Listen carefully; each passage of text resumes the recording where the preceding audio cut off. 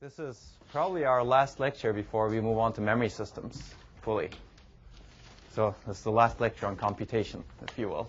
Everything else will be communication and data movement and storage, which is probably a bigger bottleneck today than at any point in time in human life or human evolution, I guess.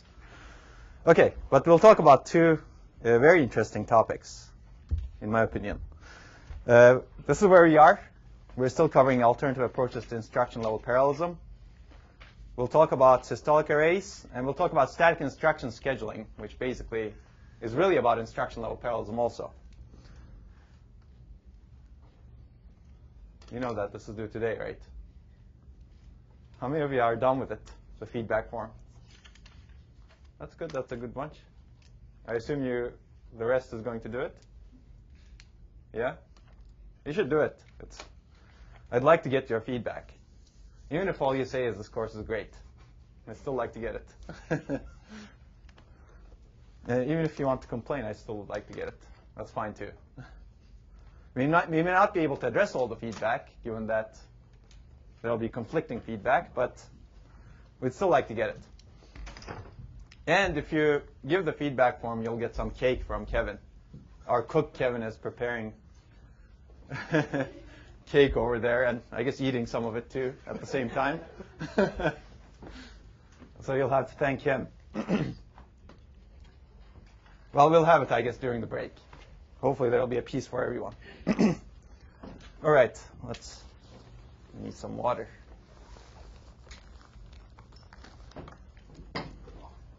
Okay, few things. Midterm 1 date. I guess you were interested in this.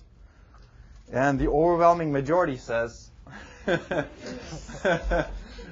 after spring break, basically. That's how I interpret that. It could be March 18th or 20th. I guess it doesn't matter to people which one, right? Does it? Okay, I guess 2 more days after the spring break may help. That's what I figured. Is that true? Like 20th is better than 18th, you think? Yes. Okay. Maybe we should have another vote on that online. But basically, it'll be March 18th, the earliest. So you'll have more time to study. But that means hopefully you'll study during the spring break. But if you know all of this, if you're studying so far, you shouldn't really need to study anyway. I don't need to tell you that. Okay, this is just a reminder. All labs are individual, no collaboration permitted, right? Everybody knows this. But collaboration on homeworks, on the other end, this is encouraged. I encourage you to collaborate, work together, try to answer questions, try to solve the questions together. Of course, it helps if you try to solve it on your own first. But you should submit individual write-ups on your own. And hopefully those will not be copies. Okay. There's a seminar. You probably saw my announcement on Piazza. It's by Dick Seitz from Google. Dick is actually one of the major architects of the Alpha ISA, as well as Alpha processors. It's a beautiful ISA, actually. We don't design processors this way because Alpha is kind of dead today. But it's probably dead because of other reasons than niceness of the ISA. But he will give a talk on data-centric computers, modern challenges in CPU design. I would definitely encourage you to attend it. It's from noon to 1 p.m. on Wednesday, which means that we'll start class a little bit after that seminar. And you're welcome to join me in the walk from GHC 6115 to here, because I'll be at the seminar. So hopefully you all will go. It's interesting because it talks about designing CPUs for data centers. I assume, I haven't heard this talk before, but the topics are definitely interesting. Basically, we discussed 4 key differences in usage and first-order implications for designing computers that are particularly well-suited as servers for data centers. Data movement, thousands of transactions per second, program isolation, and measurement underpinnings. These are actually some of the topics that we will cover in the second half of the talk, second half of the lecture. But high bandwidth data movement is important. Serving thousands of transactions per second requires continuous attention to all sorts of delay, which is important. And this is something that's close to my heart. Unrelated programs running on shared hardware produce delay through undesired interference. Remember, we talked about this, right, in the first lecture, actually. Isolating programs from one another needs further hardware help. I'm glad Google has realized that, maybe after some number of years. And of course, performance analysis is really important, right? How hardware and software interacts. So a lot of the things that we're doing in this course will hopefully be covered. I don't know to what detail it will be covered, but I'm hoping that it'll be a good talk. So I would definitely encourage you to attend it.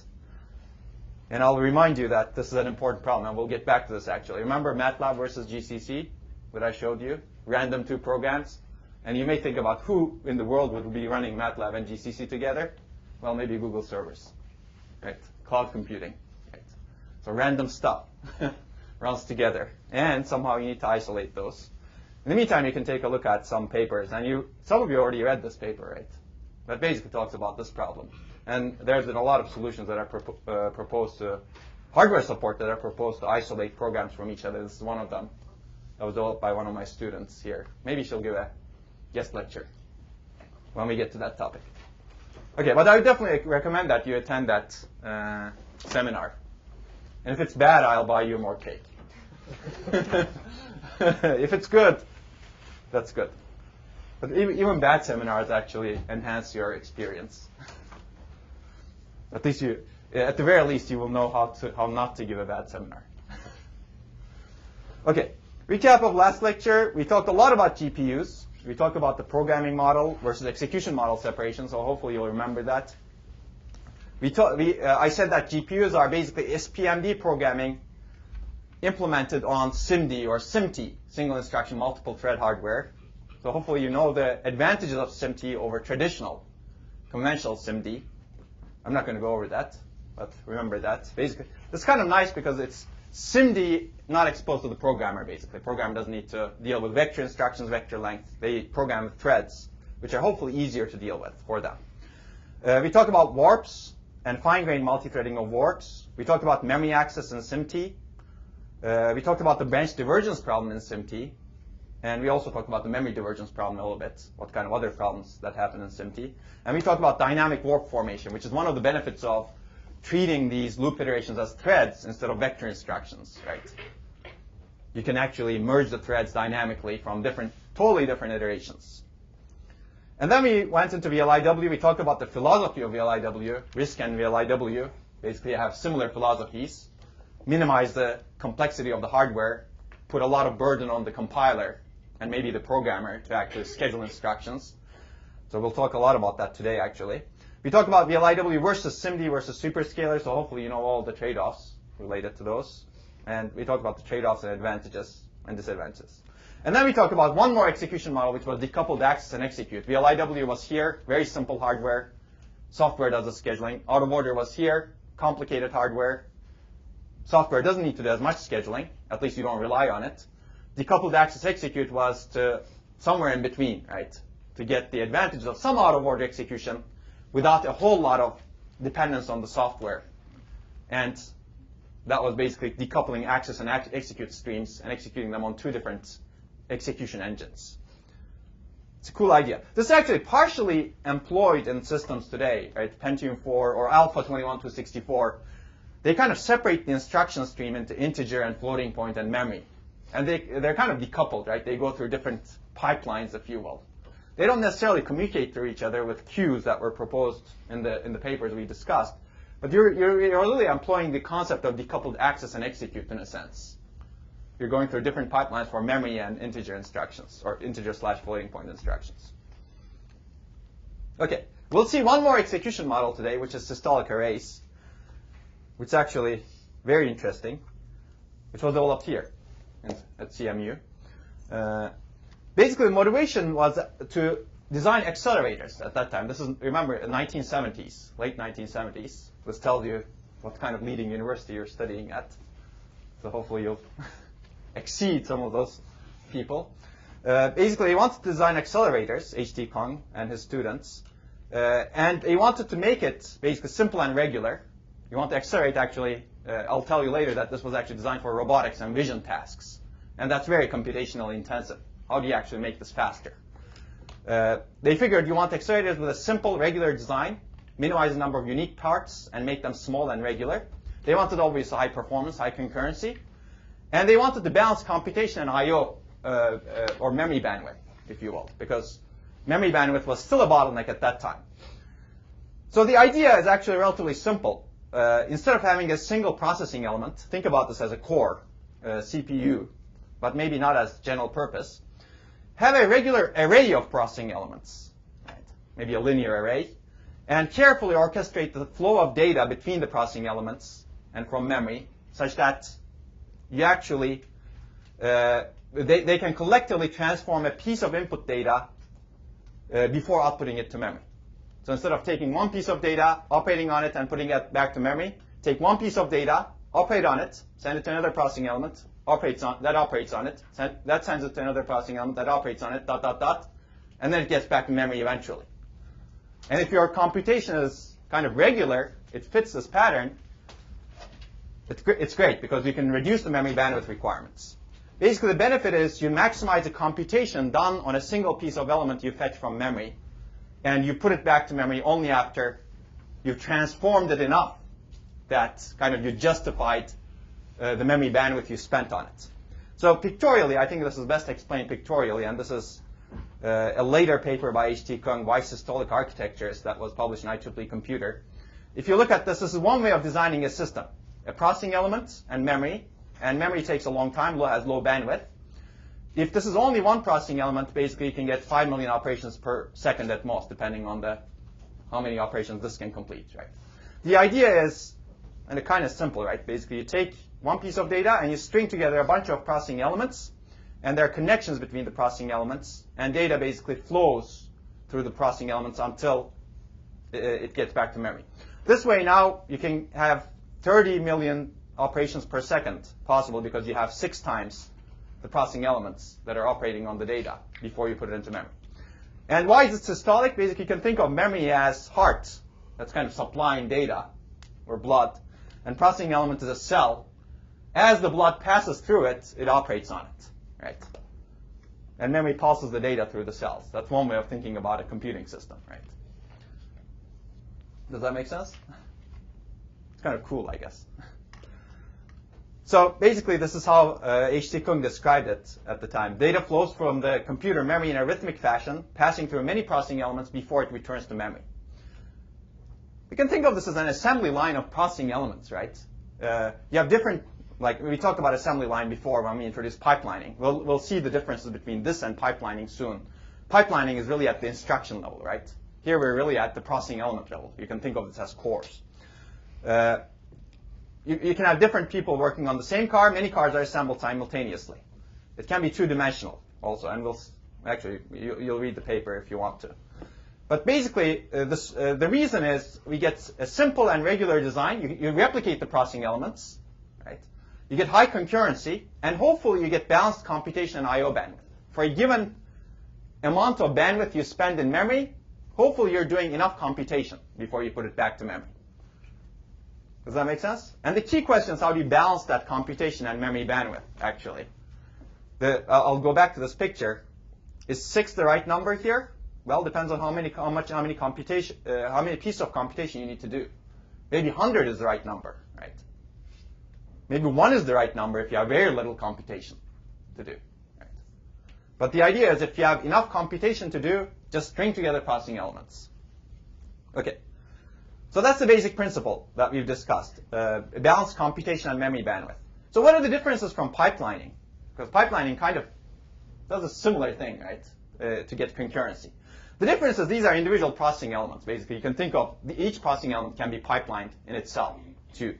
So it's a higher level concept. And the array structure actually can be nonlinear and multidimensional. I don't think I have a picture of this, but I should have the copy of the paper. So I'll bring it after we discuss some example array structures. So it doesn't need to be a linear single-dimensional array, right? It could be a matrix, for example. Think about image processing. You have a two-dimensional image, and you can operate on every pixel, and you can input the pixels from the top, and you can input the rows from the side, right? Actually, this was designed for image processing. Processing element connections can be multi-directional. Now you can imagine things, right? You have a two-dimensional array, let's say, and connections can be going in the diagonal directions, right? Does that make sense? So it's really a processing model. It's not really pipelining of instructions. And On top of this, if you want more programmability, these processing elements can have local memory, and maybe they execute individual programs, right? You get the piece of data, it triggers some program, and the program executes. When it's done with it, you go to the next processing element. And you can go to multiple processing elements depending on the connections. That's pretty cool. This makes it even more programmable. Right? So let me give you one example computation, starting with very, very specialized. Have you guys heard of convolution? You probably have done convolution, right? In your signal processing class, if you've taken a signal processing class. Well, it's used a lot, especially in image processing. It's used in filtering, pattern matching, correlation, polynomial evaluation, ... People use convolution in many places. And many image processing tasks certainly use it. Basically, what is convolution? I guess you can read it. It's basically mathematics. Given a sequence of weights and the input sequence, you compute the result sequence yi like this. Right? And you can go back to, how many of you have taken signal processing? That's good. Most. So you remember this vaguely. Maybe you hated it when you took it. It's very useful, though, in life. And you can design a specialized systolic array for it. And this is one example of a systolic array that was designed for convolution. Basically, this is the convolution that you do. Y is equal to weight 1 times x1 plus weight 2 times x2 plus weight 3 times x3. And y2 is like this, y3 is like this. And you can design basically processing elements that are really, really simple. This is one processing element. Basically, you hard-code the weight in there, or maybe you input the weight early on. You supply it somehow there. And what it does is it computes this. Y out equals y in plus w weight times x in. And x out is equal to x in. And you're kind of going this way. X's are going here. Y's are going this way.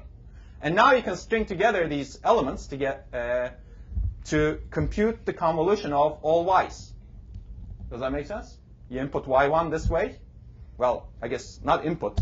Let's input the x's. Those are the inputs. And weights are staying in the processing elements. And you orchestrate the flow of data. Basically, you orchestrate the input of x's. You need to input an x every other cycle, basically. x1 is being processed here. And y1 gets outputted here at that time. And then it basically gets propagated over here. Does that make sense? Basically, this is the convolution systolic array, if you will. W's weights stay in the elements, and xi's and yi's move systolically in opposite directions. It's pretty cool. It's very specialized, obviously. You can actually design a convolution processor, and that's what it is right now. So one problem here is you need to input x's every other cycle because of the operations that are done. This is another systolic array that does the same thing, except it implements adder and multiplier separately to allow the overlapping of addition and multiply operations. Anyway, I'm not going to go through this in detail. You can take a look at this. And I would definitely recommend you to read the paper. But it's basically moving the data. And for example, this is how you input the x's. And it goes through the multiplier and the adder over here. And you can pipeline the operation of the adder and multiplier. And these results come out this way. OK? So one thing you've realized, hopefully, is that you need to orchestrate the data movement carefully. If you input, for example, here, if you input x's every cycle, well, you're not going to get the results you want. Because you're going to miss some of the computations over here. You really need to do it every other cycle here. And you need to also orchestrate when the output is buffered, right? Because output comes in different times potentially. This is nice if the elements have predictable delays, right? Here you have predictable delays. But it gets more involved when dimensionality increases. What if you have two-dimensional? What if you have four-dimensional system like this? Well, you can imagine 4 dimensions maybe. And processing elements are less predictable in terms of latency. If you don't know the latency, it's very difficult to orchestrate, right? So this works really well if your processing elements are fixed latency, actually. So what are the advantages and disadvantages? Oh, I don't have the systolic array paper. Too bad. I'm not going to show you the... Well, all right. Let's do it. We're in the internet age, I guess. Why systolic systolic architectures. If you say that, you'll get this paper. And for some reason, that's pdf.gz. Who does that? Apparently, there's one person who did it. And while it's loading, oh, there's a better one over here. I don't like the GZ part. I'll do this. There you go. Looks like this is scanned. So this is a pretty cute paper, actually. I would definitely recommend that you read it. But the reason I wanted to show you this is to show you other systolic arrays. So this is a multi-dimensional one, for example. I don't remember what it's confused, but basically it's doing orthogonal triangularization. A lot of matrix operations fit very well systolic arrays, but that's basically it. You carefully orchestrate the inputs of x's at different cycles. These are different cycles when the inputs go into the elements, and you get the outputs from here, apparently. It's kind of weird, right? Okay. So you can imagine a lot of things with systolic arrays. What is the advantage? Basically, the advantage is specialized, right? Actually, that's a big advantage. Computation needs to fit the processing element's organization and functions. And specialization improves efficiency, at least a simple design, at least high concurrency and high performance, all of them at the same time, right? Because you don't need to design a general purpose processor that does convolution. And if convolution is what you're doing and you need to have high throughput, then this may be a good idea. And it's always good to do more with less memory bandwidth requirements, right? We'll see this even more. And maybe you'll hear this in the Google talk tomorrow, if they realize that you'll hear it. Downside is the same. It's specialized, right? Which means that it's not generally applicable because computation needs to fit the processing element functions and organization. So can we make this more programmable? And people have tried to do that, basically. Even the H.T. Kung paper talks about this. Basically, each processing element in a systolic array can actually have multiple weights. And you can select the multiple weights on the fly. So you can actually do adaptive filtering with convolution, because adaptive filtering requires selection of weights depending on a potential value, right? And if you take this further, each processing element can actually have its own memory, right? Instruction memory and data memory, perhaps, to store partial and temporary results and constants. This kind of leads to stream processing going forward, right? You actually have a stream of data coming in. You're doing some operations, passing it to the next element. You're doing some operations, passing it to the next element. You're doing some operations, passing it to the next element. It's also pipeline parallelism. How many of you have programmed pipeline parallel programs? No? Yes, one. More generally, stage execution. You're really staging the execution. So pipeline parallelism, this is an important parallelization concept. Basically, this is another way of parallelizing a loop. Remember, previously we saw one way of parallelizing a loop, which is iterations are independent. Well, pipeline parallelism may work when the iterations are dependent on each other. So take a look at this. You have these three parts in a loop. Let's call them stage A, stage B, stage C. And for some reason, basically, one way to parallelize this loop, the execution of this loop looks like this on a single processor. And if you don't parallelize it, you do the first iteration, A0, B0, C0, and then you do the next iteration, This is basically sequential execution. But one way to parallelize this is somehow separate the A's from B's and C's, and kind of have different threads executing A's, another thread executing B's, another thread executing C's, and they're pipelined across different processors. So for example, all A's are executed on this core, let's say processor 0. All B's are executed on this core, processor 1. All C's are executed on this core. And there's communication between A and B and C. So when this produces a value, it supplies it to processor 1. When this produces its result, it supplies it to processor 2. So this way, you're actually, at any given point in time, you're parallelizing different portions of, I guess, different iterations in this case. So even though you may not be able to perfectly parallelize loop iterations, you're parallelizing them partially. So in a sense, it's a more powerful parallelization model than the vectorization that we saw, right? Because here, you can imagine there may be dependencies within the iteration, but you're chopping the loop iteration up in places such that you can parallelize different iterations at the right places. Does that make sense? And this is actually employed in many things. So this is another pictorial example. You divide the loop iteration into code segments called stages. Think about it this way. And basically, you can imagine executing things like this. And this kind of looks like a systolic array now, right? You have a core, an input queue. It executes basically all A's from different iterations.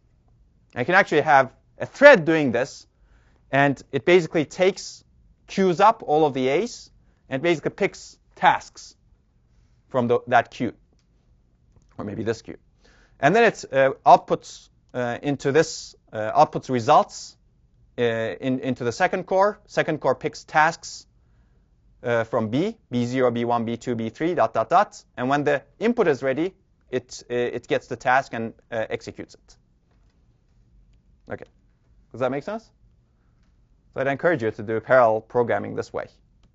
And I'll give you one example. Oh, I don't need to animate this. So one example is pipeline file compression, for example. I'm not going to go into a lot of detail here, but you can actually pipeline a file compression. You get an input file, and then you do this pipelining across different stages. And you can keep on inputting lots of files from the left, or file parts from the left. And different portions of a single loop, if you will, can operate on using these different stages: allocation, input reading, compressing, and you can divide this into multiple stages too, if it's possible. Writing the output, deallocating.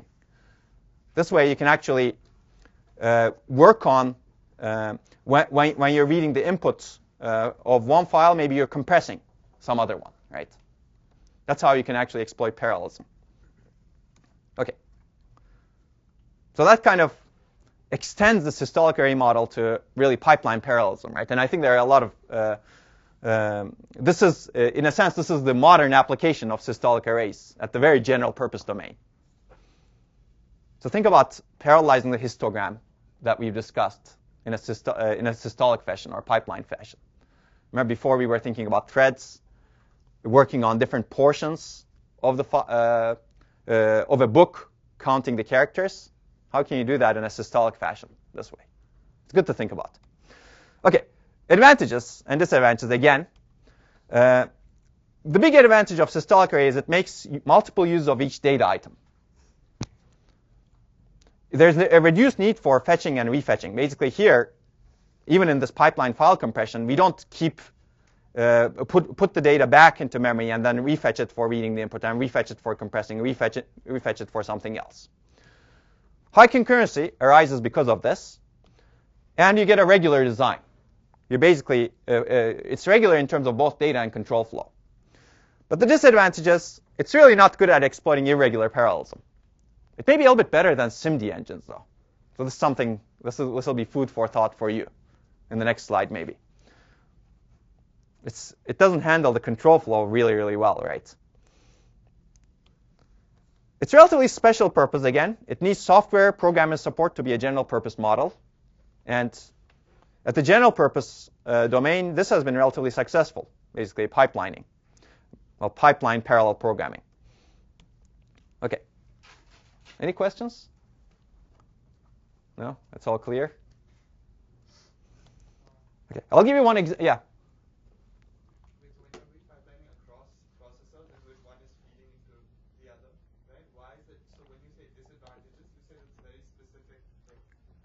Well, I kind of stretched systolic arrays over there and moved on to pipeline parallelism. The systolic array, as it is proposed, with very fixed connections between functional units, it's very specific. But yes, the pipeline parallelism, the stream processing that was enabled because of systolic arrays development, I think they are more general purpose, much more general purpose. Yeah, okay. But even the systolic array, even though it has specific diagonal connections, like you said, it does have the general connection, so it can do what a normal thing does, just maybe much less efficiently. Yeah, the point of it is destroyed. Exactly, yes, exactly. The exact point of it is destroyed. You're absolutely right. So all of these are actually all of these are Turing machines, right? Turing machine can do anything in the end. The problem is at what kind of efficiency. Okay, So let me give you one example. The warp computer that was developed here. It's going to be a very quick example. I'll just show you some pictures. Basically, it was a linear array of 10 cells. Each cell was a 10 megaflop programmable processor. It was attached to a general purpose host machine. This is the GPU of the day, or GPU-like thing of the day, accelerator of the day. And they developed high-level language and optimizing compilers to program the systolic array. And it was used extensively to accelerate vision and robotics tasks. And it kind of looked like this. It was kind of a device where you could offload a program. And this was a processing element. Again, we're not going to go through this, but it was relatively simple. If you look at this, a relatively simple processing element could accelerate programs really fast. So this is food for thought I promised to you. Something you guys should think about. Systolic array versus SIMD. They're kind of different models, right? Maybe you can even put SIMT over here after seeing the GPUs.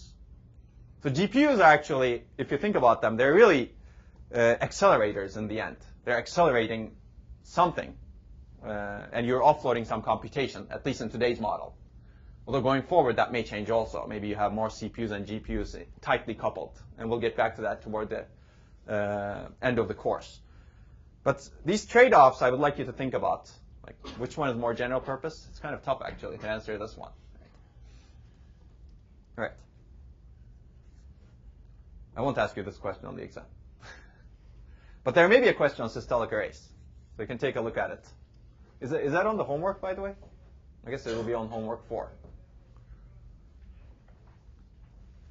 Basically, there are cool questions that you can answer on systolic arrays. We can give you the processing elements, and we can ask you, how do you compute this function? How do you orchestrate the data inputs? It's relatively easy, if you think about it.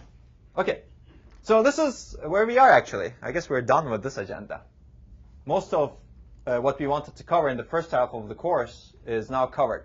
Basically, now you know pretty much everything in computation, in computer architecture, at least the basics. Right? We've covered single cycle, multi-cycle pipelining, out-of-order execution, a lot of issues in out-of-order execution, and different approaches to instruction-level parallelism. So what's left is really static instruction scheduling. And this is a really important topic that has to be a part of our computer architecture course. Have you guys done instruction scheduling before? Compiler design? Nobody took compilers? No? You did? No? OK. You want to? Compilers are a cool course, basically. I would definitely recommend everyone to take, actually, compilers as well as operating systems. These are really they're completing the loop, really, of the holy grail of computer system design, right? You've got to have a compiler to actually schedule instructions, basically. OK. So I guess before I move on, these are some recommended readings. I've already covered a lot of this, and none of these are required, but they are very highly recommended. VLIW, fundamental VLIW reading, decoupled access execute, and systolic architectures reading. Well, we'll cover this one, IA64, hopefully. And these are actually 2 readings that are kind of related to what I'll talk about. These talk about instruction scheduling for instruction-level parallel processors. It's a good summary. But again, do it in your spare time. Let's do static instruction scheduling with a, I guess, maybe slight or more than slight focus on VLIW. Basically, this is kind of the agenda that we will cover. I'll first pose some key questions, talk about some fundamentals, and I'll pose the problem as a block enlargement problem. Remember, we wanted to have straight line of code to eliminate branches. We still want that for instruction scheduling because we can freely reorder instructions within a single basic block. And these are some of the techniques that we will talk about. 2 of them you already know. So several key questions. What are the key questions in instruction scheduling? Assume that hardware doesn't do any scheduling for now. Ignore out-of-order execution. How do you find independent instructions to execute, to fetch and execute next? That's the key question. That's the first question. How do we enable more compiler optimizations? The first one is a compiler optimization, but on top of this, you can enable more compiler optimizations. Have you guys covered compiler optimizations in any class? 213? If I say common sub-expression elimination, does that mean anything? No? Yes, to some. That's good. It doesn't have to, because I guess it's not covered. But Compiler optimizations, common sub-expression elimination is one optimization. I guess I'll cover it briefly.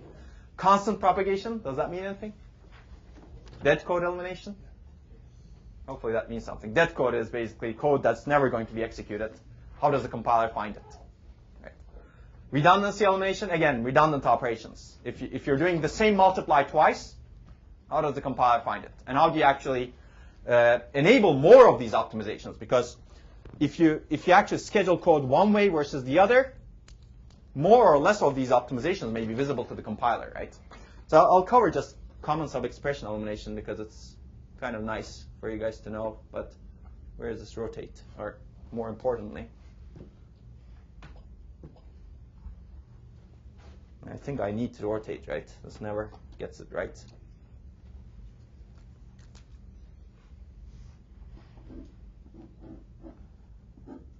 Well, I guess R1 plus R2, can you see it? Yeah.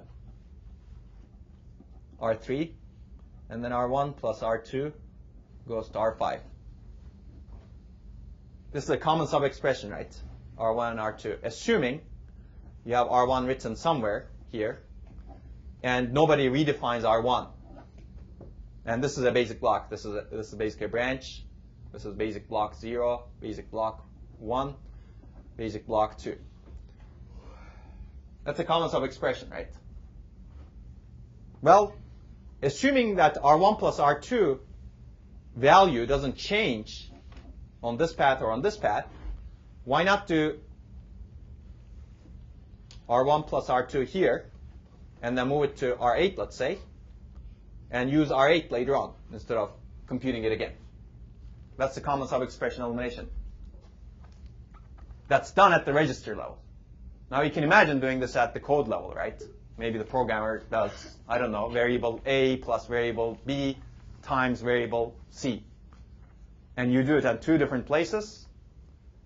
Compiler finds it and basically merges them to a single operation, right?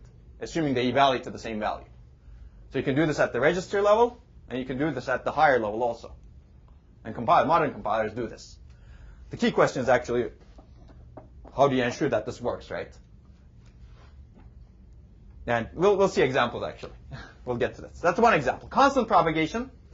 Well, constant propagation is kind of similar. I guess I'll need to zoom out a little bit. Why is it? For some reason, I'm not very comfortable with this today. So constant propagation, I don't know. Let's say you have R2, and you set it to 4 somehow.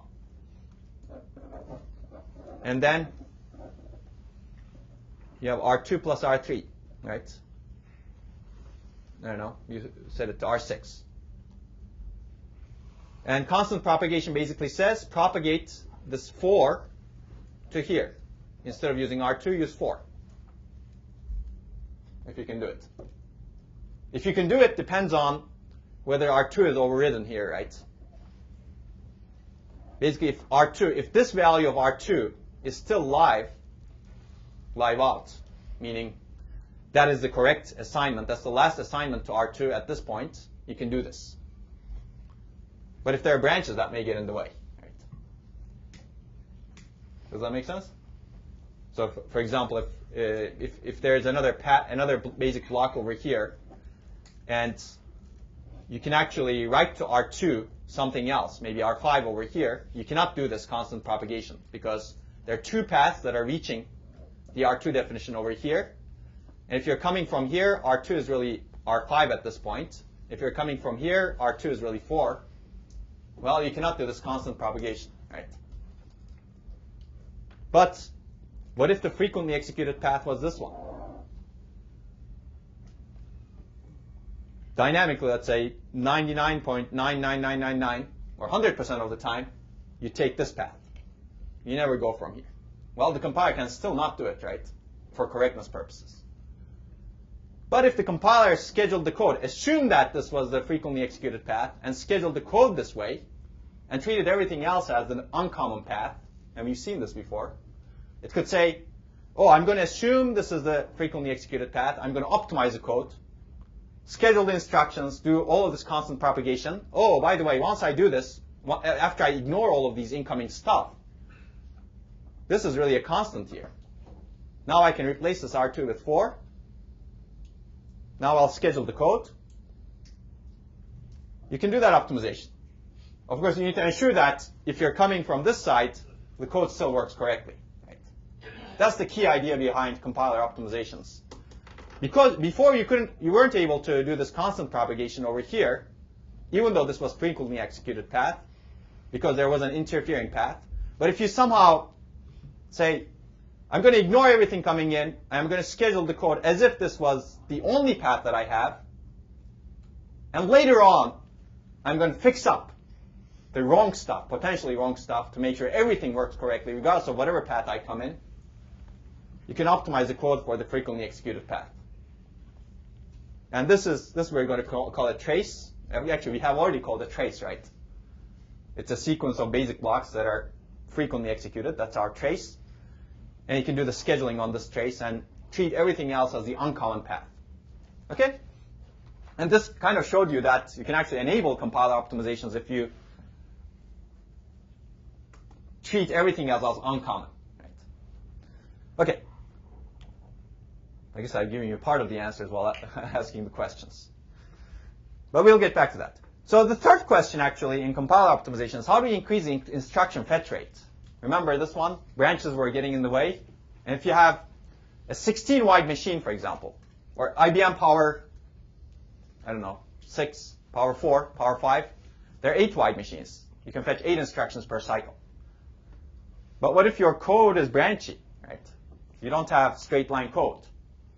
Well, if you make the code straight line, you can fetch more instructions per cycle. And this is actually part of the reason why we want straight line code. And these are the key questions that in instruction scheduling. We would like to do all of these at the same time. And I guess a common answer to enable all of these is if you enable the compiler to optimize across a larger number of instructions that will be executed as straight line without branches getting in the way, you can ease all of the above. You can find independent instructions to execute. We've seen that right earlier. Actually, go back to this example. If you just focus on this frequently executed path, you can find independently instructions to execute here. If you just focus on this path, you can actually do more optimizations, as I just showed you. You can propagate this constant over here. And you can increase the instruction fetch rate because hopefully you'll lay out the code such that that's consecutive in memory, right? In sequential locations in memory. Okay, then the key question is how do we do that? How do we enable straight line code? Well, we've seen some techniques, right? One is getting rid of control flow helps here also.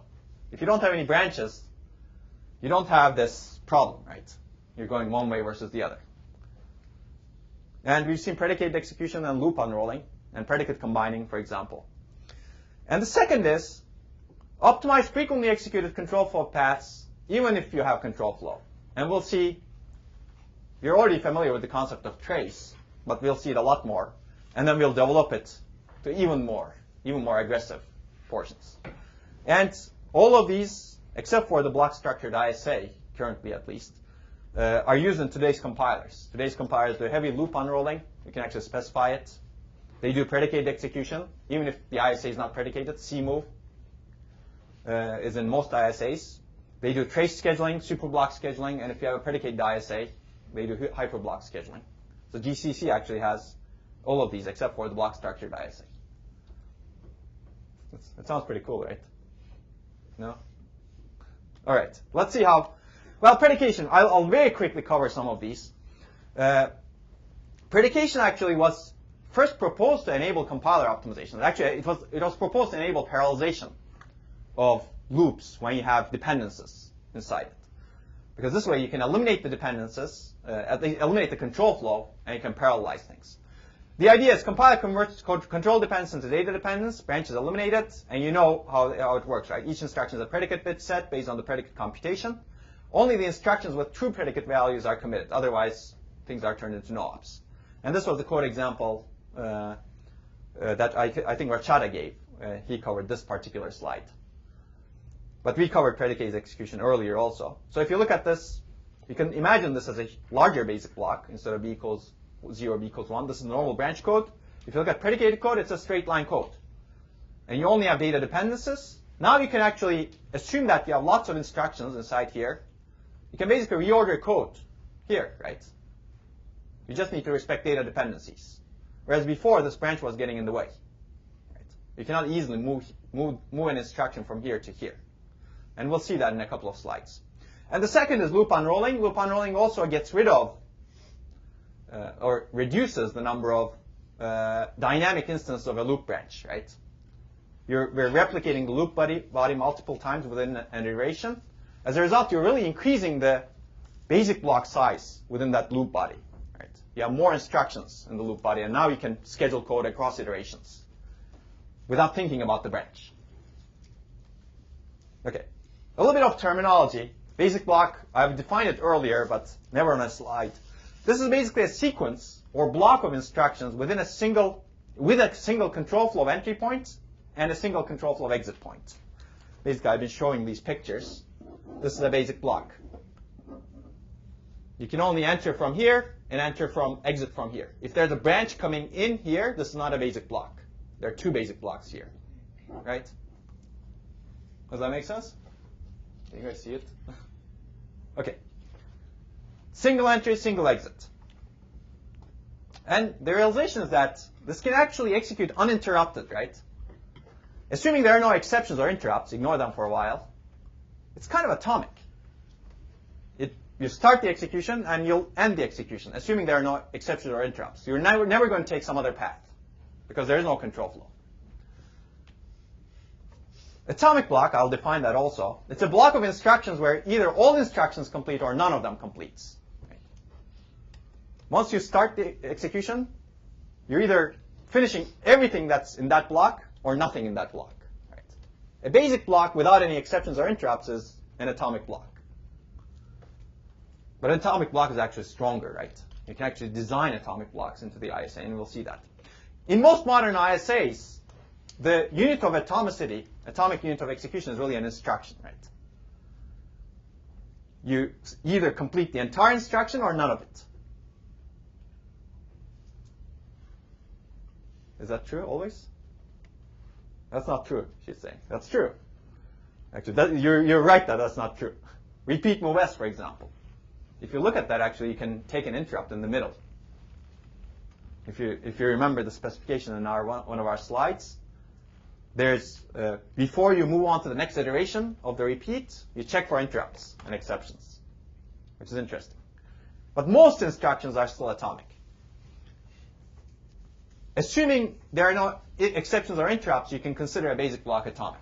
And that's what really enables the movement of instructions, right? Once it's atomic, you can reorder instructions as long as you obey the data dependencies. That's the key. Okay. I think I already said that. Well, there's also another thing in atomicity, actually. I should really say that. If there are no side effects observable in the middle of execution, right? And again, if you don't take interrupts or exceptions, you don't observe those side effects, perhaps. But maybe some other processors may see the side effects. If you have loads and stores, for example, you should consider that. And atomic really means that you really make the results visible after everything ends. Right? That's kind of the stricter definition of atomicity. Okay, but for now, let's assume the basic block, and let's assume that the basic block can execute uninterrupted. So we're going to assume no exceptions or interrupts for now. So one can reorder instructions freely within an atomic block, subject only to true data dependencies. I already said this. So we would like to find independent operations. That's the first thing we wanted to do. And this is especially important in VLIW. Remember VLIW, 28-byte machine. You want to find 28 independent instructions to fill that VLIW instruction. The problem is, if you have a basic block, there's limited instruction level parallelism if the basic block is small. And usually the basic block is small. People have analyzed the programs. In x86 programs, for example, a basic block size is usually 7 instructions or so, on average. Integer programs. If you don't do any compiler optimizations. Kind of small, right? 7 instructions. We need to find independent operation within those 7 instructions. Well, there's some independence perhaps, but wouldn't it be nice if we could consider multiple basic blocks to find multiple instructions to be executed in parallel. This increases scope of the compiler. Scope is a good thing. If you increase the scope, does that look like scope? That looks better. Basically, you're increasing the scope of optimization. You're not looking at a basic block, but increasing the scope and looking at many basic blocks. But the problem is when you look at multiple basic blocks, you have branches, right? Moving an instruction above a branch is unsafe because instruction is not guaranteed to be executed, or could be unsafe. Maybe I should say could be unsafe here. So the idea that we will examine is you'd like to enlarge the blocks at compile time by finding the frequently executed paths and optimize it as if that's the only path, and then add fix-up code for the other paths. And all of these things that we will talk about, trace scheduling, superblock scheduling, hyperblock scheduling, operates that way. But before going into that, let's look at safety and legality in code motion. So whenever you're dealing with code, you need to be very careful whenever you're moving instructions, right? And there are two characteristics of speculative movement of an instruction, right? You need to ensure that it's safe. And safety means whether or not exceptions may occur, whether or not you're causing new exceptions, right? The programmer wrote the code some way. Maybe he or she's not expecting exceptions at a point. But because you move this load much earlier in the code, an exception happens. And now you're trying to debug this code and figuring out why did this exception happen, even though this instruction was not supposed to be executed until now, right? This is the problem with the debugging of optimized code. Compiler may move an instruction much earlier in a non-safe way. The second is legality, whether or not the result will always be correct. That you actually want all your code movement to be legal. And these are 4 different examples. So this one, for example, let's take a look. You have this basic block, and this is I'll consider this a basic block from now on, even though I may put one instruction there. Assume that there is an implicit branch. So there are 2 successor basic blocks. They're both redefining R1. And if you actually put it over here, it's safe and illegal, assuming this is not causing an exception. Right?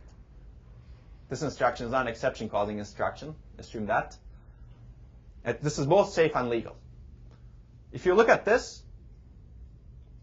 this is using R1. This is defining R1. If you move this instruction over here, this is obviously illegal, right? You'll get the wrong value.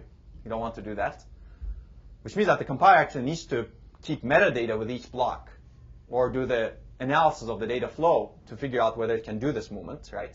And the way compilers do it is they actually look into live ins and live outs to each block. So here, for example, live in, R1 is a live in over here. Live in means R1 coming into this basic block should be defined.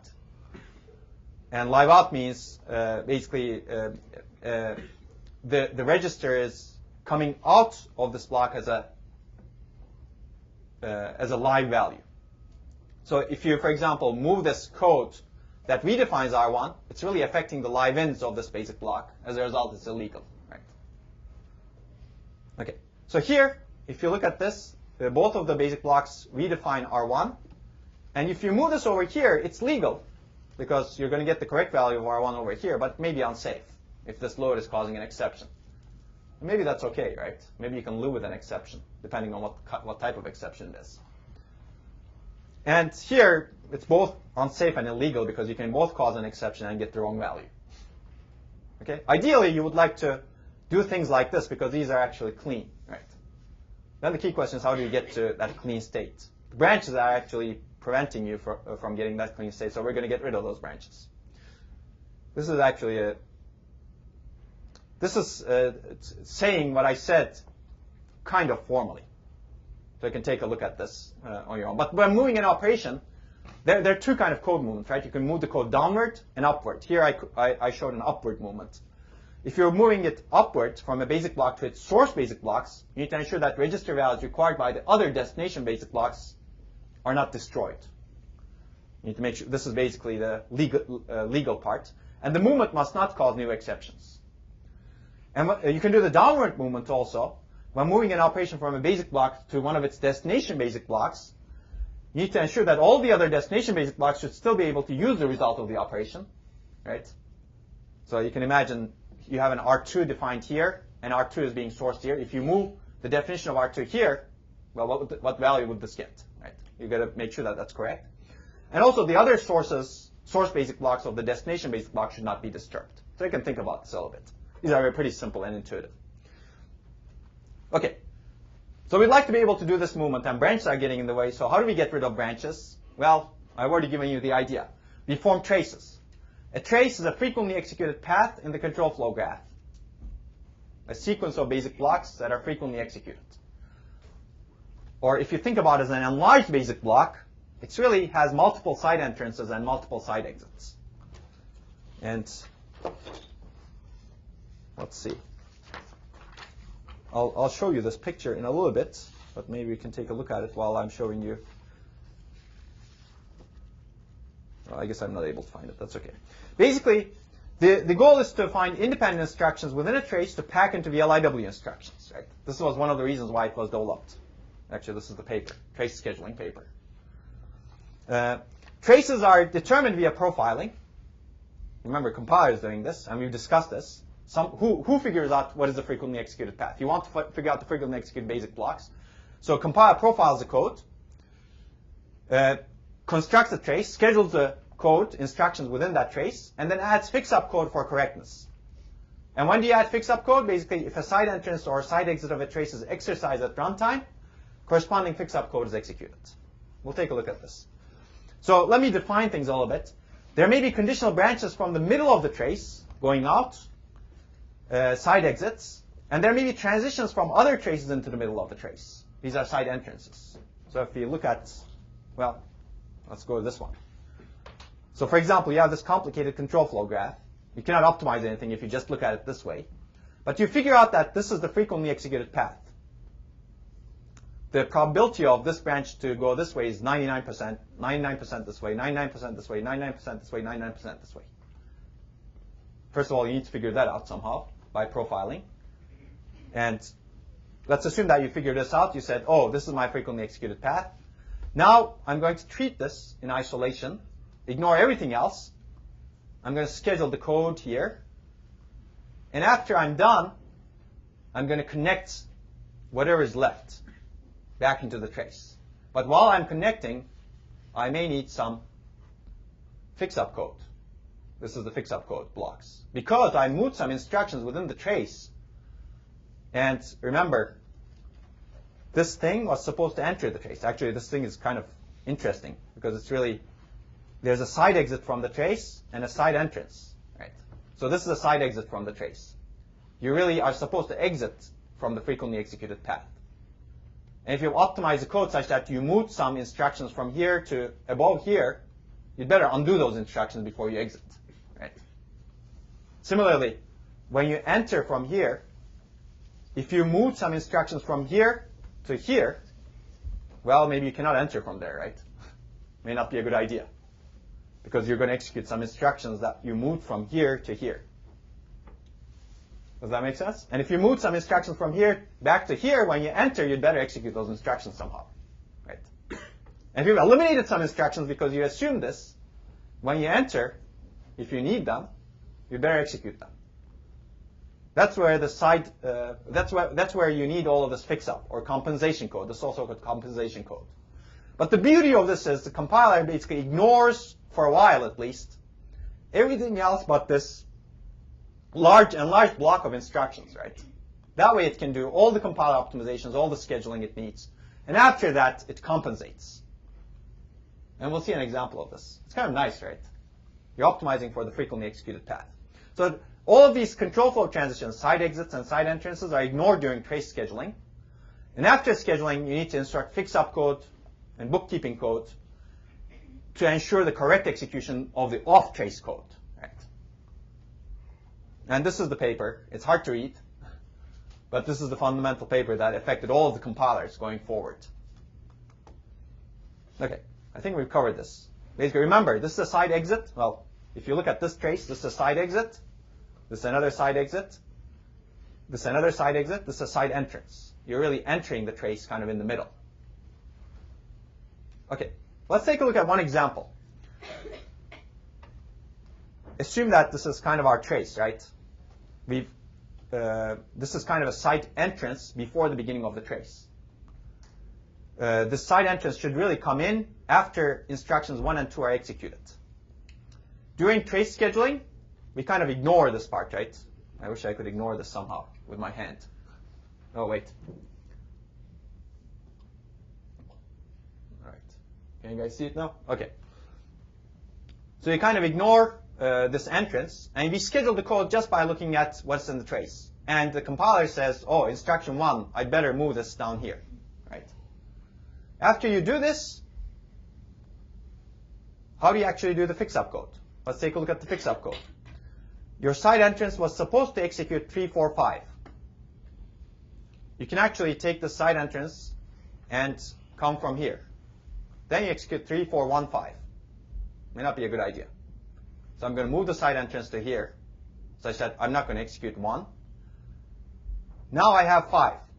Well, I better also execute 3, 4, because before I did the trace scheduling, I should have executed 3, 4, 5 if I entered from this path. Well, what do? This. So side entrance get this fix-up code. It executes 3, 4, and then goes into 5. Does that make sense? You need to maintain correctness. Well, you might as well say, why don't we put 5 and duplicate 5 over here too? Sure. Now that becomes a super block. So trace scheduling, you actually still enter the trace because you don't want to duplicate the rest. So as you can see, we're actually increasing the code size now. We're adding more instructions to optimize this frequently executed path.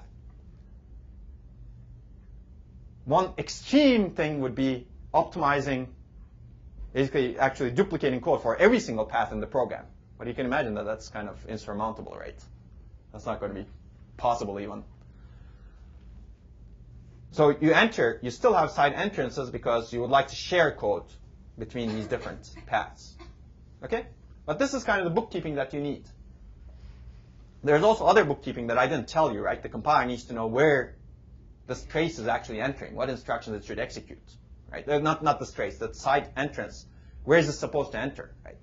So that after it schedules the code like this, it needs to figure out where should I put the side entrance to. Okay? Okay, let's take a look at another one. This is instruction 5. So this was movement. Here you have a side entrance. We were moving an instruction from above the side entrance to below where the side entrance should have been. So we fixed it up by moving the side entrance to after the instruction that we moved, and also adding fix-up code such that we could execute the instructions that were supposed to be executed. But we could also do the other kind of movement. If we have a side entrance, and the compiler may say, oh, this instruction 5, I'd better put it up before the side entrance because I'm ignoring these side entrances, remember? It just happened that way, such that if I move this instruction, I get a better code schedule, right? So it moves this instruction 5 on top of the side entrance, and it schedules the code. After that, now we need to do a fix-up code. The side entrance is supposed to execute 3, 4, 5. Well, where should I first have the side entrance coming in? Well, 3, 4 looks like a good place. And then I do this. Why can I do this? Well, if I can move instruction 5 over here, I can move instruction 5 over here too. Right? That means that 5, 4, 3, 5, 3, 4 is a valid sequence of execution, and we're executing 5, 3, 4 this way also. Does that make sense? Okay, cool. Now you know trace scheduling. This is just the side entrances. There's also side exits that you need to handle. Okay, so let's take a look at fix-up code issues. Right? Let's be a little bit more abstract. Think about these as basic blocks. By the way, everything I said, it doesn't need to be an instruction over here. This could be basic blocks also. Number 8, basic block, assuming that there is no interruption, it's an atomic thing. Okay, so you actually sometimes need to copy instructions more than once to ensure correctness on all paths. So let's take a look. This is the original trace. You have one side entrance and one side exit. We actually schedule these instructions or basic blocks, whatever you call them. You get this. This is the rescheduled or scheduled trace. DBEAC. Now, how do you do the fix-up code? Well, let's take a look at the side entrance. Or let's do the side exit first. Side exit A, B, C, D, Y should be executed if you're exiting here. Well, this is how you do this. you duplicate ABC, basic block ABC, such that if you side exit at D, you execute this path. And if you enter at X, what you're supposed to execute is X, B, C, D, E, right? Now, how do you actually do that? It's kind of interesting, right? It could totally have a separate thing, but this is one way of doing it. X, B prime, D prime, E prime, C. Well, but that's not the only story, because there could be multiple paths, right? X, B, C, D, E, or X, B, C, D, Y, depending on where this goes. Right? You need to be able to execute either of these. So how do you do that?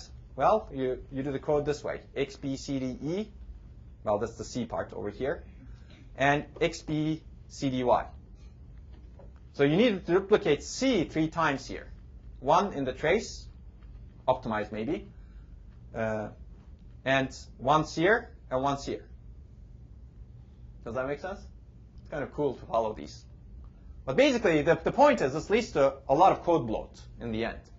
Because you need to ensure that correct instructions are executed regardless of which path you go through. And you optimize the code because you reorder the instruction. Basically, you need to satisfy this correctness, X, B, C, D, Y here. And to do that, you needed to duplicate this C 3 times. OK. So let's take a look at how we do it, and then we'll take a break. You need to select traces, first of all, right? How do you do it? Basically, somehow select the seed block. This is how modern compilers do it, at least. I'm not going to go into this detail. This is more implementation. First of all, they start with the highest frequency basic block. This is the basic block that I execute the most, let's say, at least in this part of the program. And then they extend the trace. They basically look at the highest frequency edges, branches. And they extend it forward and backward, looking at the successor of the last block of the trace, as well as the predecessor of the first block of the trace. Looking at the top, at the bottom. You can think of it that way. They normally don't cross loopback edges, because that kind of complicates things. Instead, they eliminate loop branches by unrolling. Right? You first unroll, and then you do the trace optimization. And you may not want to have a huge trace. Otherwise, these side entrances and side exits not only become hard to maintain, but also you start executing lots of fix-up code, and your code bloat becomes huge. So heuristically, many compilers bound this max trace length. They says, I'm going to optimize a maximum of 256 instructions, let's say. And then they do the trace scheduling. How do they do the trace scheduling? Basically, it's kind of a data flow graph, a data precedence graph. They form it for the whole trace, ignoring side entrance and side exits. They perform list scheduling and allocate registers. And this could be various forms of list scheduling. And after that, they add compensation code to maintain correctness. After that, they consider the side entrance and side exits.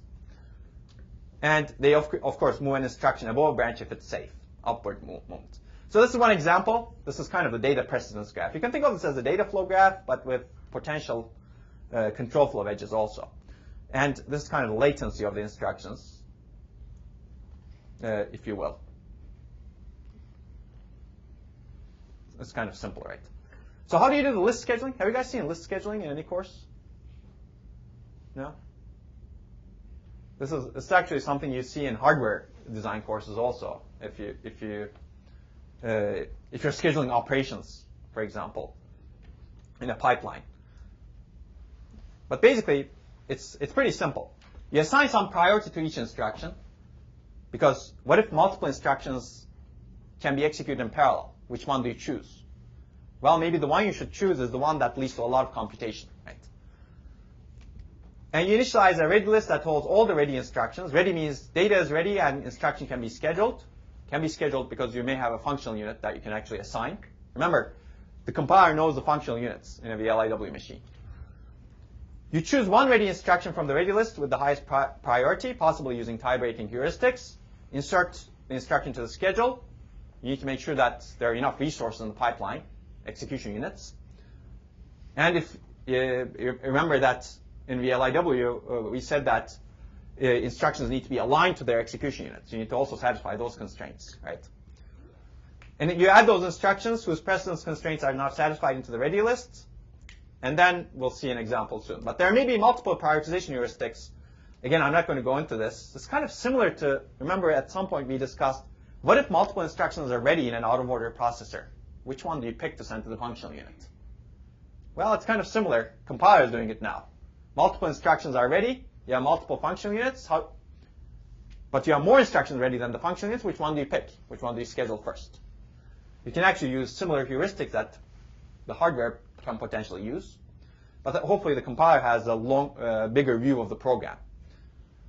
The hardware has the view of the program in the instruction window, again, in an out-of-order processor.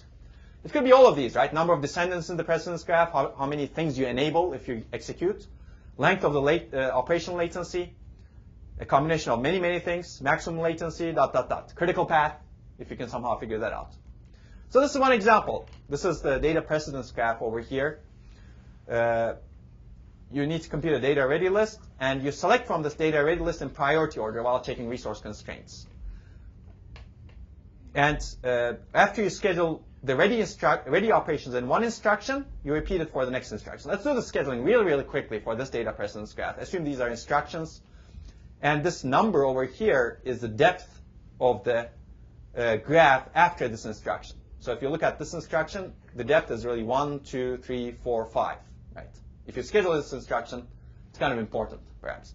If you look at this, the depth is 1, 2, 3, 4. If you look at this, the depth is 2, which means that assuming that the depth means something, because it kind of determines your operational latency, assuming these are all the same number of cycles, you may want to schedule the 6, prioritize 6 over 2, because this leads to many more dependent instructions, right? So let's take a look at the schedule. What the compiler does is first start with a data ready list. Let's assume you're scheduling code for a 4-wide VLIW engine, 4 instructions in a VLIW bundle. Initially, the data is ready only for the first instruction, obviously, because everything else is dependent on this. So you schedule that, and you can schedule nothing else because everything else is dependent. And nothing else has data ready list. Once you schedule this, these become ready, 2, 3, 4, 5, 6. But now we have 4 slots. So we prioritize between 2, 3, 4, 5, 6 based on these values here, the depth of the graph. And we schedule 6 first, 5, 4, 3. Well, here it's 6, 3, 4, 5. Again, while doing this, you need to obey the resource constraints, right?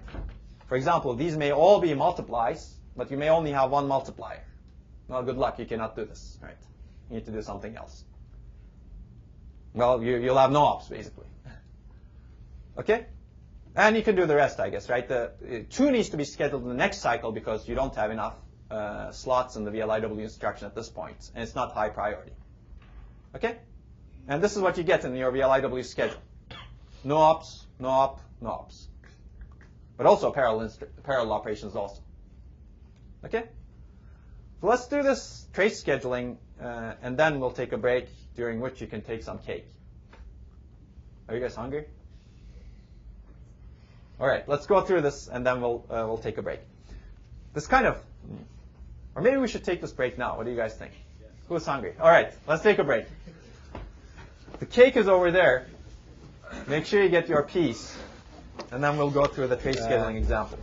And this looks like a trace over here. Basically here, we've annotated the number of times you took this branch. 990 times it goes this way, 10 times it goes this way. 800 times it goes this way, 800 times it goes this way. Okay? So this is a frequently executed path, if you will. By the way, how you determine that is interesting also. When do you stop forming a trace, for example? Is 800 good enough? Not clear, right? What if the fix-up code that you add is huge? You may lose performance, actually. And the other question that should immediately come to your mind is 800 even correct at runtime? What if at runtime this turns out to be 0? Well, you optimize code for less performance. That's one downside of a lot of these schemes. So you got to be very careful when you're doing this in the end. So let's assume that this is the frequently executed path. The compiler basically just looks at this. And also add some bookkeeping somewhere to remember what's going on, right? Because there are some side exit here, side entrance here, side exit here, side entrance here that was kind of chopped off. And we're going to look at this frequently executed path in isolation to do the instruction scheduling. And if you look at this now, we see a huge stall here, right? Floating point divide. followed by a floating point add that sources the destination of the floating point divide. And we see some stall here, and we see another stall here. So the goal of the compiler is to eliminate the stalls as much as possible by scheduling instructions. The realization is that you can move this floating point add much later because it's independent of, or anything else over here is independent of it. And then you separate these instructions enough such that you minimize the stalls.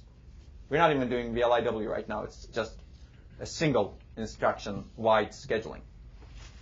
So that's the idea. Here, this is kind of the rescheduled code. If you look at this original example, this is the original example with lots of stalls, 11 stalls. If you reorder the instructions, this is what you get. 0 stalls here, because you could reorder the instructions. And 1 stall here, 9, because you could actually put only 8 instructions in between over here. Right?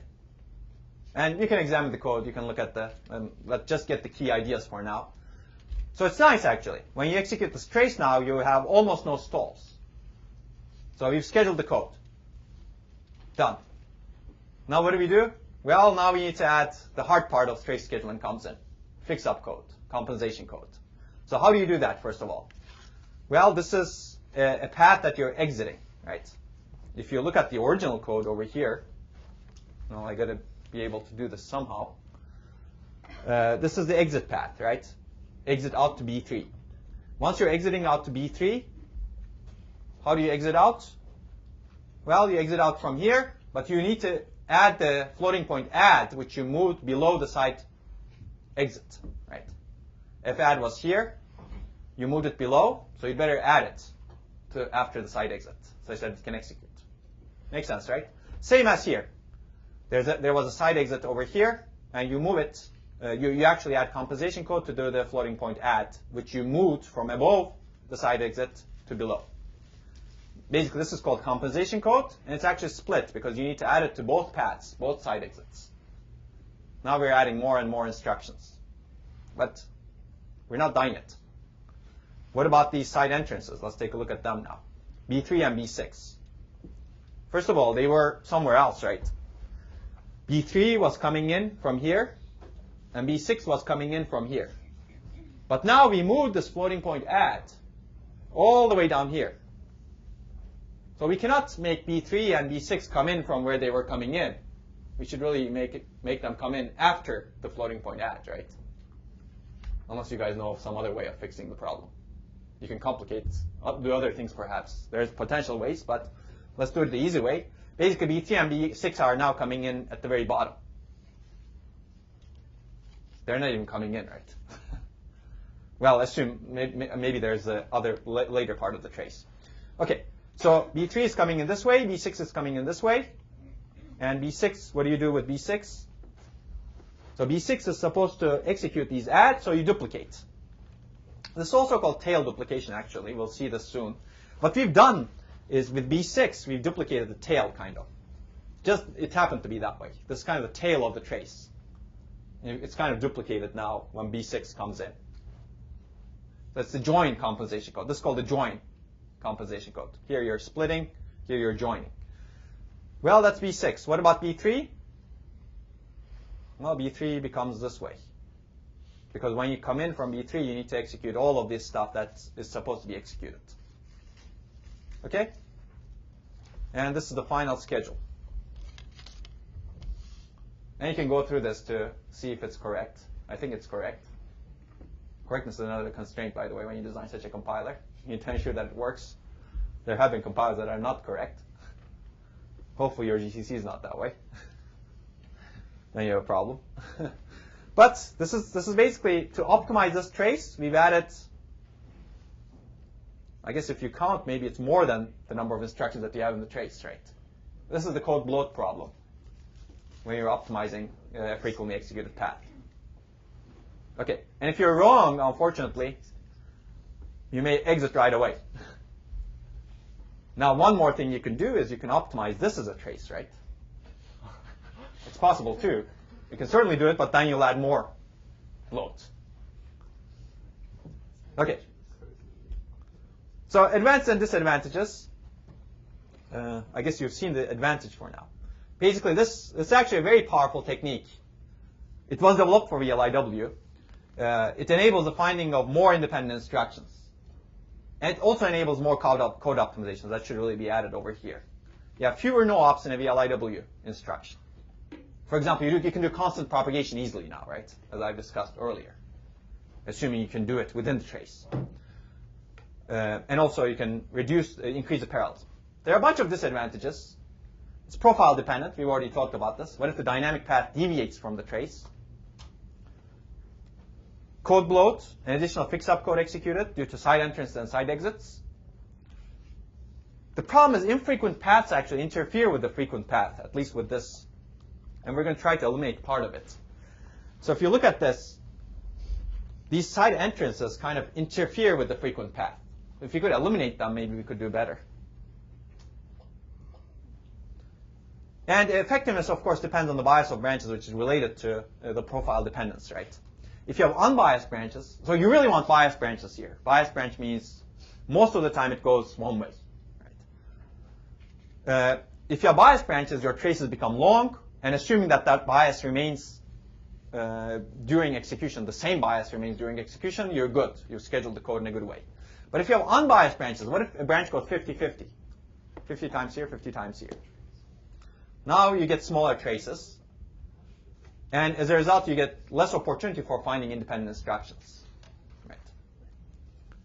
Okay. So superblock was developed to overcome this disadvantage, basically infrequent paths. And the idea is, if you look at the trace, it's a multiple entry, multiple exit blocks. If you eliminate the multiple exit part, maybe we can do even more optimizations, because infrequent paths do not interfere with the frequent path in that case. A superblock is a trace with a single entry point. Oh, did I say exits? Yeah, it's a single entry point. Basically, you can enter only from the top, but you can exit at multiple places. Okay? There are no side entrances that can come into the superblock. This way, you can enable more optimization, right? And we'll take a look at that. Basically, it's a trace with the side entrances eliminated. So if you look at this, let's say we want to form a trace. Well, this is a superblock. This is a trace. It has a side entrance over here. How do you eliminate the side entrance? You duplicate the tail. You take this tail, basically whatever comes after the side entrance, duplicate it. And now you have a superblock here. Well, it's more code bloat, right? Imagine this not being a single basic block, but 10 other basic blocks. You need to duplicate all of them to eliminate the side entrance. But we'll see the benefit of the side entrance elimination soon. Well, first of all, infrequent paths coming in do not interfere with the frequent path. Basically, the optimizations you do over here are not hindered. As a result, you get more optimization and scheduling opportunities than traces. And now this actually eliminates difficult bookkeeping due to side entrances. I'm not going to go into this, but if you actually design the compiler, you need to do a lot of bookkeeping to keep track of these side entrances. Now, we kind of brushed it aside, right? It's all pictorial here. But it's actually, a compiler needs to have data structures to keep track of all of these side entrances. Now you get rid of that because you duplicate it. You're kind of causing another problem, which is the code duplication, even more. Okay, let's take a look at an example. This is, again, a very, very simple example. And this is a multiply that does this. Multiply R2 with 3 and put it into R1. There's a side exit over here. Assume that this is frequently executed. There's a side exit over here that does an add, writes R2. And then there's another multiply that does exactly the same thing, puts the results in R3. Now, if this thing didn't exist, you could do optimization on this code, right? Because the realization is that this multiply and this multiply are really doing the same thing. They have a common sub-expression that you've seen. Common sub-expression is R2 times 3. They're both doing R2 times 3. And if this didn't exist for some reason, for a moment, forget about operation B. Well, R3 is really the same as R1. So you can compute this multiply once and turn this multiply into a move. The problem is if you have a trace with a side entrance, you cannot do that. Because this R2 can be modified from here. Well, what do? We form a superblock. get rid of the side entrance, and imagine many, many instructions coming after this, right? Get rid of the side entrance into the trace, duplicate this tail, and this is your tail now. A trace has only one entrance, and it could have many exits. And this is the super block that you have now. Now, I said a trace, but it's really a super block, right? It has a single entry, a single entry, and potentially multiple exits. Well, actually, multiple exits. One exit is here, the other exit is here, right? Now you can, if you look at the super block, you can reduce the strength of this multiply. How do you reduce the strength? Compiler realizes that this is a common sub-expression and turns this multiply into a move. That's called strength reduction, another compiler term for you. It really reduced the strength of an 8-cycle multiply into a 1-cycle move. Right? And hopefully this executes faster. Okay, is that clear? If this was a trace, if we were just doing trace scheduling, we wouldn't do this tail duplication here. Okay, well, I guess I've given you the answer. Could you have done this with a trace? The answer is no. Okay, there are still shortcomings to superblocks, unfortunately. They're still profile dependent. And all of these techniques are profile dependent, unfortunately. It's not a problem as long as your profile is representative, right? Think about the discussion we had earlier.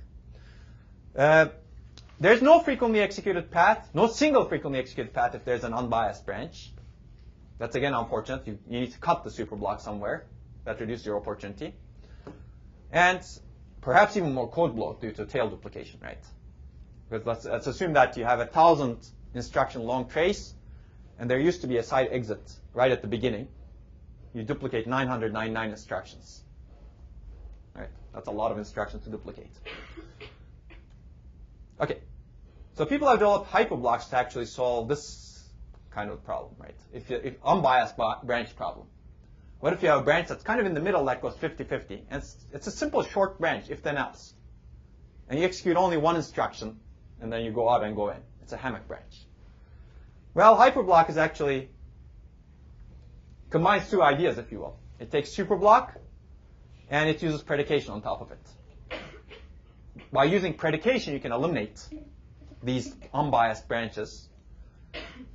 And as a result, you can have a single entry multiple exit block, a super block, with internal control flow eliminated.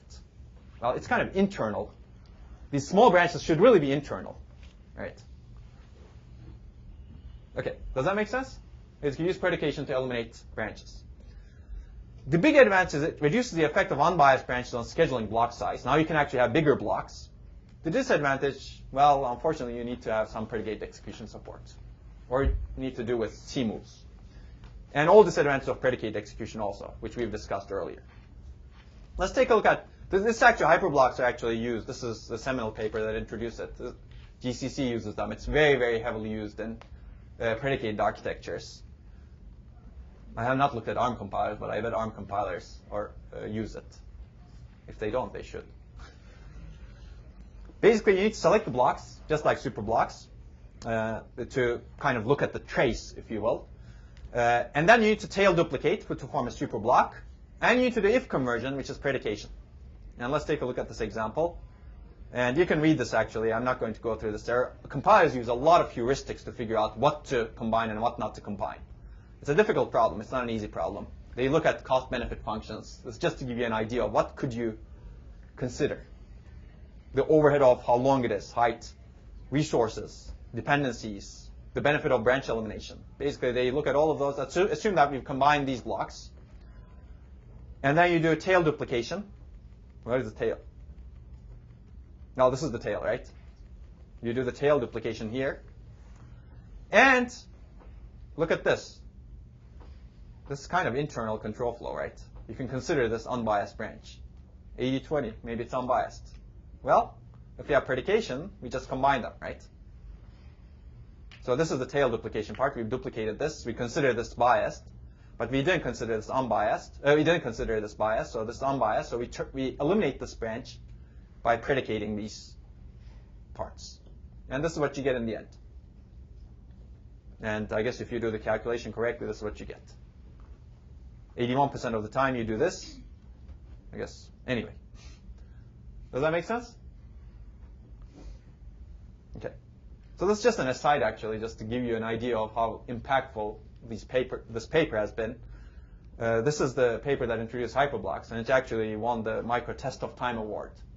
It's the Micro Conference gives the Test of Time Awards starting from last year. And this was one of the 10 papers that was selected as winning the Test of Time.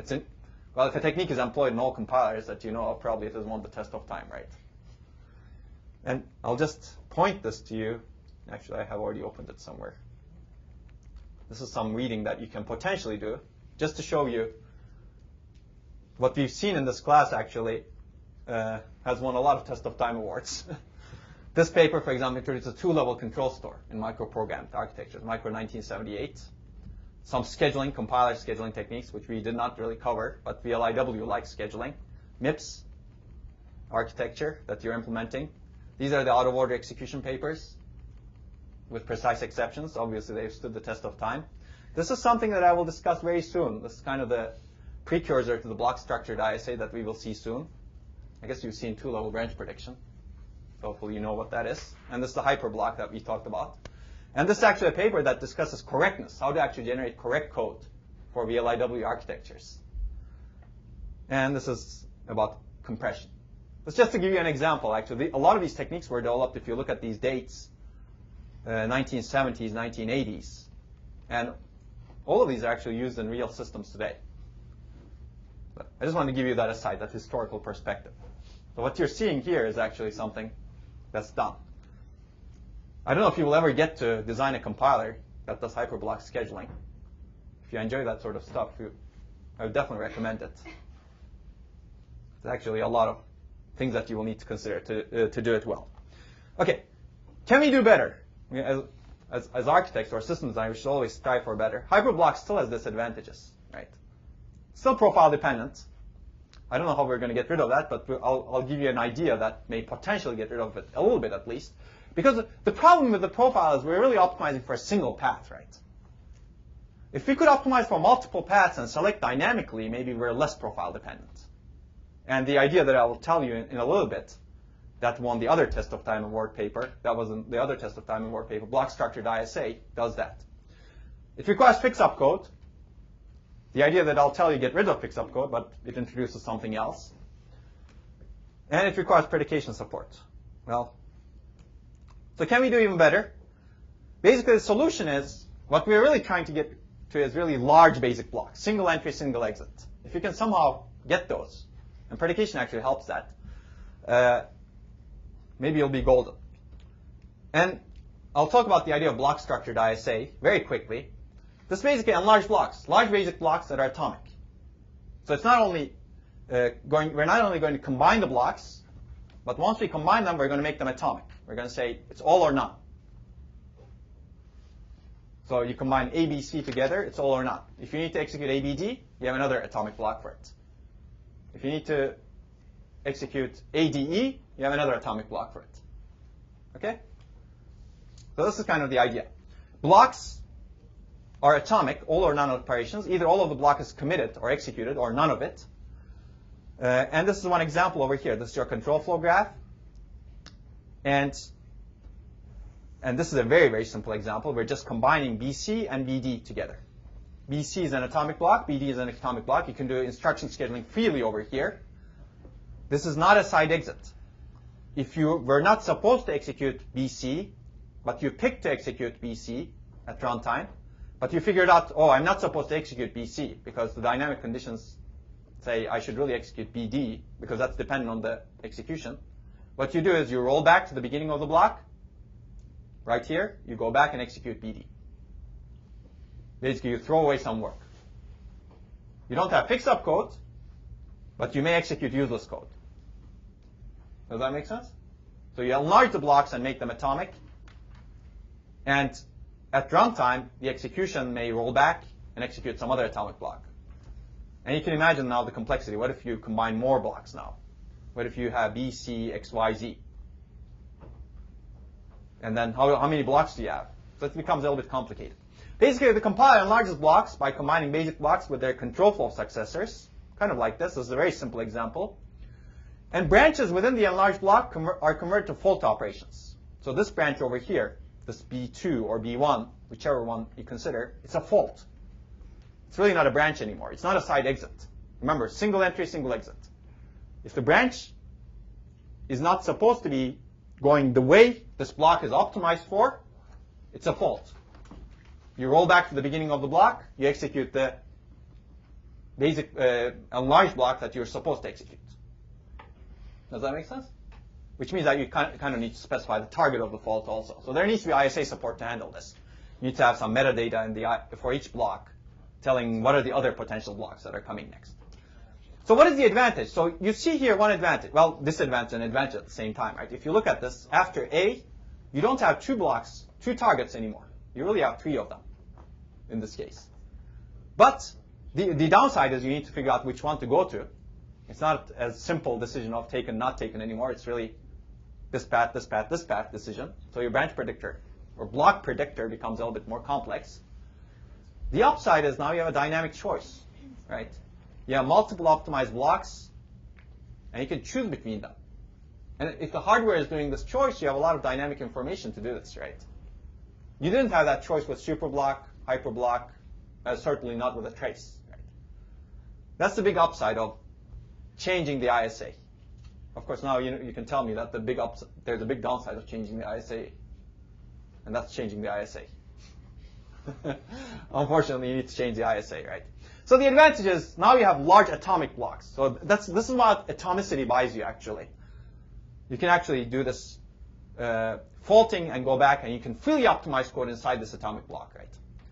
Basically, you can do very aggressive compiler optimizations within the atomic block. There's no side entrances or exits. And you can actually have larger units, as we've discussed earlier. You can do wide fetch. You can dynamically predict which optimized atomic block is executed using a branch predictor. So you have a choice between the optimized blocks. You can optimize for multiple hot paths now, or even cold paths, right? As long as you can tolerate the code bloat.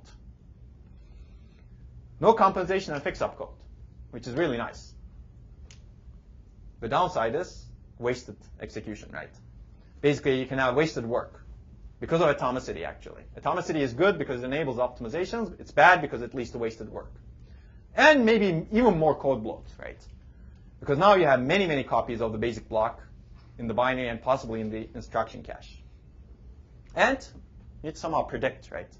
Although this is, I would take this problem, right? If I have a choice dynamically, maybe I can design a predictor to do that choice, right? In fact, Intel Pentium 4 has kind of a predictor like that. What it does, remember it traces?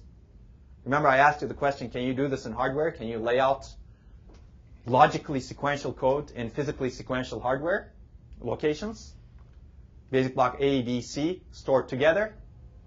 Intel Pentium 4 had a trace cache that stored basic blocks together and predicted which path you should take. So you could use it for this.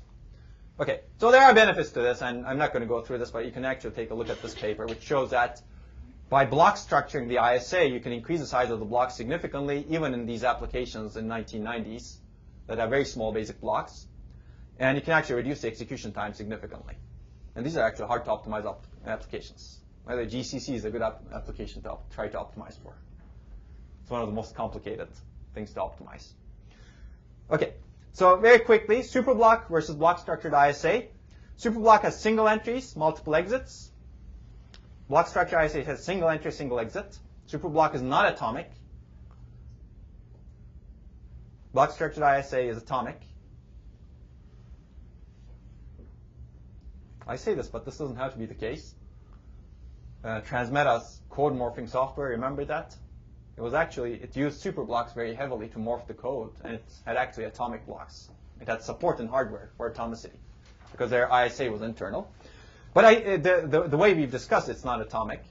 Compiler inserts fix-up code on superblock side exit, whereas here, if you have a fault within the block, you need to roll back. You can optimize for only one path in the superblock. Hardware has no choice to pick dynamically, whereas block structured ISA, you can optimize for multiple paths, and hardware has a choice to pick. And I'm going to skip this because I already said that. Okay, but this is a more...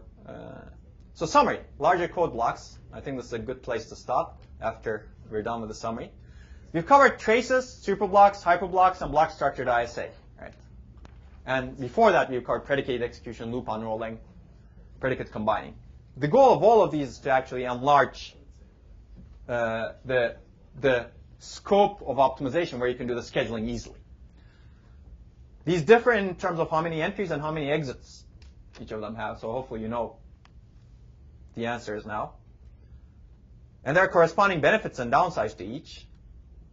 The common benefits are they basically enable and enlarge the scope of code optimizations. That's one big thing. Instruction scheduling is really a code optimization in the end. But also you can eliminate instructions, for example, right? Once you do this block enlargement. You can reduce the fetch rates because branches are gone. And you can increase the fetch rate. That's another common benefit. There are common downsides too. Code bloat. I think all of them actually have code bloat. And wasted work if control flow deviates from enlarged block's path.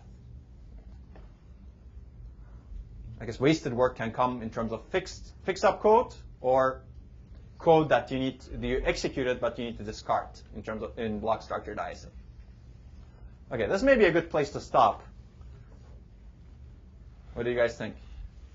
I don't think I want to cover IA64 in 3 minutes. So let's stop here. On Wednesday, we'll start a little bit late, so hopefully you'll all be at the seminar, and we'll walk here. All right, see you Wednesday.